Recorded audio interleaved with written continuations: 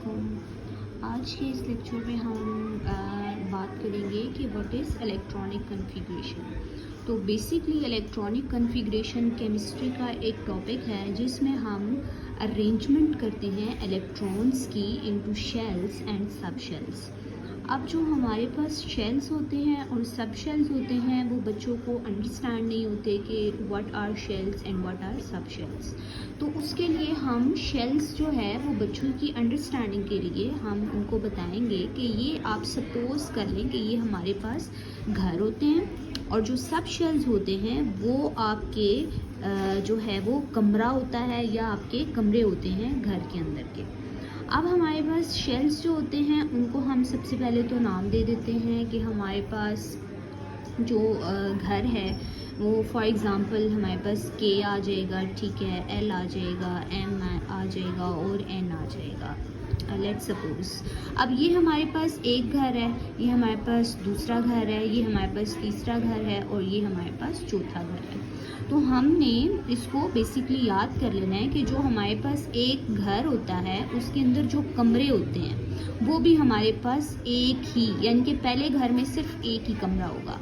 अब जो दूसरा घर होगा उसके अंदर हमारे पास कमरे भी जो है वो हमारे पास दो हो जाएंगे जिनको हम एस और पी का नाम देंगे।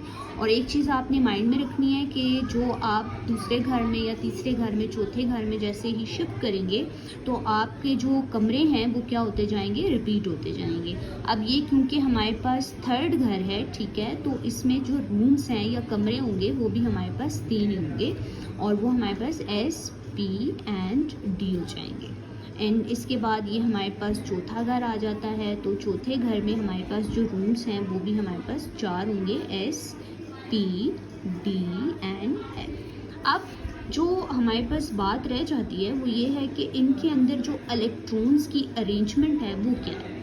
यानी कि आपने रखना है अपने माइंड में कि आपके पास जो पहला घर है उसमें रूम भी एक है, तो उसके अंदर जो लोग रह सकते हैं या जो इलेक्ट्रॉन्स रह सकते हैं वो आपके पास सिर्फ 2 रह सकते हैं।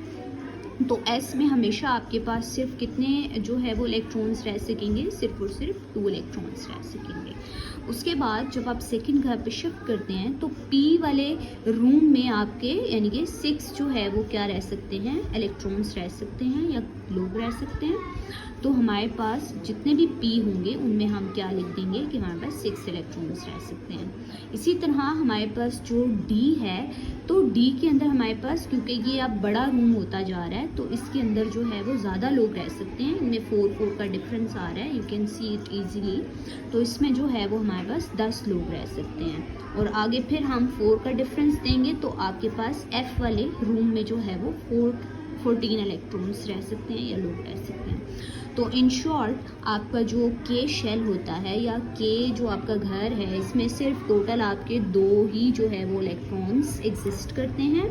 उसके बाद इस वाले में 2 और 6 जो है वो आपके पास 8 इलेक्ट्रॉन्स एग्जिस्ट करते हैं। उसके बाद 6 2 जो है वो 8 हो गया। 8 के बाद आप 10 इसमें काउंट करेंगे तो there are 18 and after that 18 में आप 14 जो है वो फर्दर आप ऐड ऑन करेंगे तो आपके पास 32 इलेक्ट्रॉन्स जो है वो एग्जिस्ट करते हैं। तो ये हमारे पास जो है वो छोटा सा एक लेक्चर था इलेक्ट्रॉनिक कॉन्फ़िगरेशन से रिलेटेड।